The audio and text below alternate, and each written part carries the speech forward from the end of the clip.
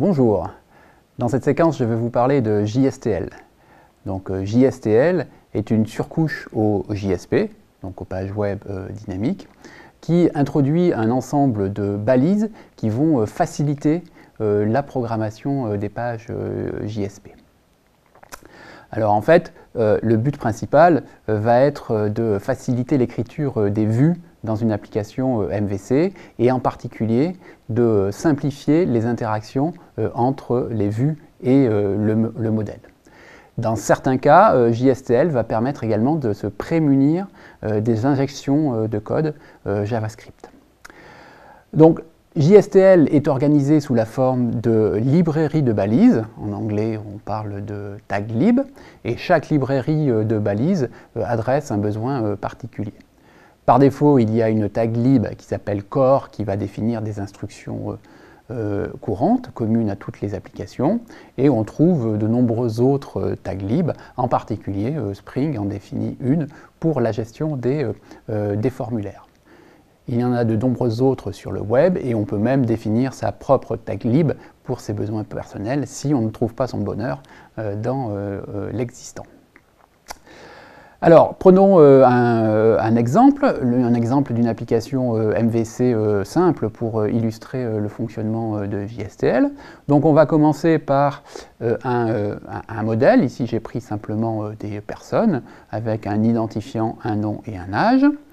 On va écrire un contrôleur qui, ici, pour les besoins de l'illustration, était simplement une servlette avec une méthode service. Cette méthode service construit une liste de personnes. Ici, dans ma liste, j'ai ajouté Bob et Anne, qui ont chacun 42 et 43 ans. Cette liste de personnes, je l'enregistre sous l'identifiant les personnes dans les attributs de ma requête et j'appelle la vue dans laquelle je veux faire afficher ce résultat à l'aide de la méthode forward sur le request dispatcher. Regardons maintenant ce que cela donne concrètement dans la vue avec les tags.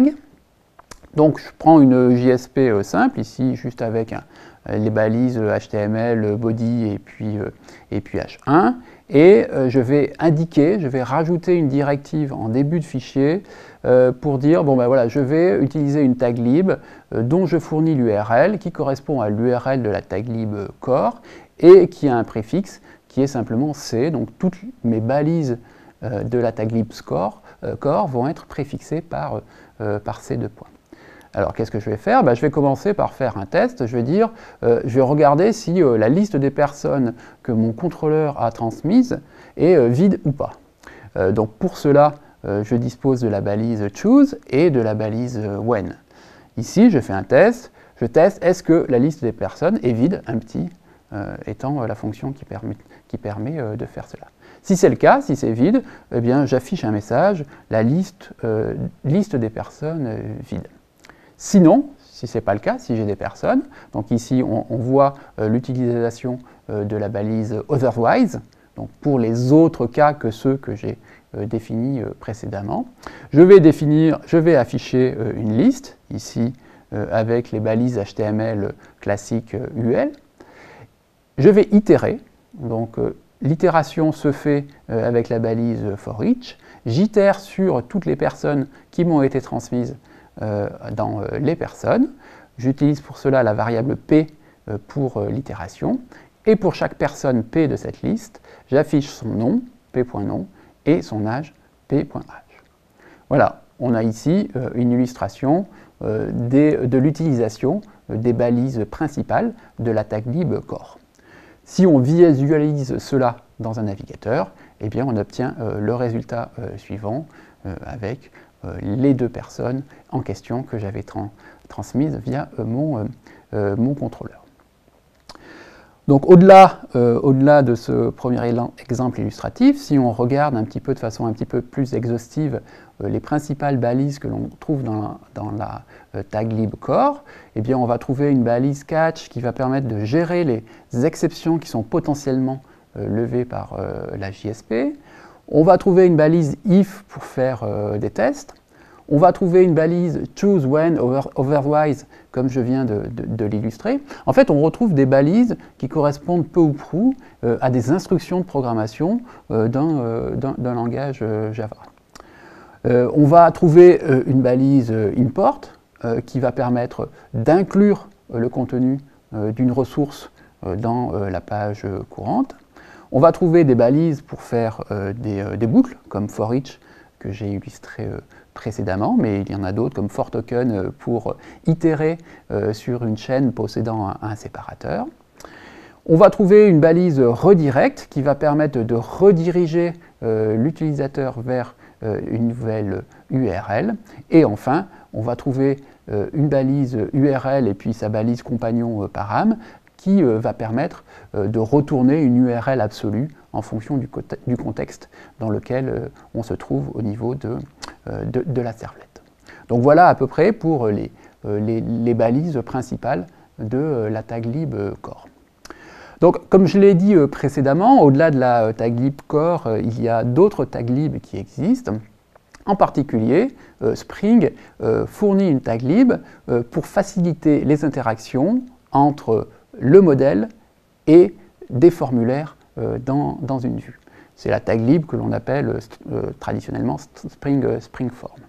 Donc, voyons tout de suite sur un exemple comment cela fonctionne. Donc, je reprends un squelette de JSTL comme précédemment avec ma taglib core. J'ajoute une directive pour dire que je vais ajouter la taglib Spring Form associée au préfixe form. Et je vais définir un formulaire. La chose importante à noter est que ce formulaire est lié à l'attribut une personne. Donc en fait, l'attribut une personne est l'attribut qui va contenir le modèle que je vais associer à ma vue. Et donc si le modèle est pré-renseigné lorsque j'invoque cette JSTL, les valeurs du modèle, notamment le nom et l'âge que l'on trouve ici comme champ input du formulaire, vont s'afficher, vont être pré-remplis dans le formulaire en fonction de ce qui a été transmis dans le modèle. Alors bien évidemment, ça reste un formulaire HTML, donc l'utilisateur a la possibilité de modifier les champs de ce formulaire. Et lorsqu'il clique sur le bouton soumission, les données saisies sont renvoyées au contrôleur. Alors typiquement, avec cette taglib form, on va l'associer à deux actions très courantes. On va l'associer à une action qui permet d'afficher le formulaire. Et typiquement, c'est une action qu'on associe à la requête HTTP GET, comme ici avec la notation @getMapping. Donc cette première partie de code permet d'afficher le formulaire pré-rempli avec les données concernant une personne que l'on a récupérée ici via un DAO. Et puis une deuxième action courante que l'on veut faire sur ces formulaires, c'est en fait d'enregistrer les données saisies par l'utilisateur. Et là, ce que l'on fait en général, c'est de l'associer à la commande HTTP POST qui va récupérer la saisie et faire une mise à jour des données, ici via la méthode update d'un DAO. Voilà, en résumé, JSTL est une surcouche à JSP qui fournit un ensemble de balises qui permet de faciliter les traitements courants, notamment liés aux données transmises aux vues. Il existe différentes taglib, notamment les deux principales sont la taglib core et la taglib Spring Form qui permet de manipuler des formulaires.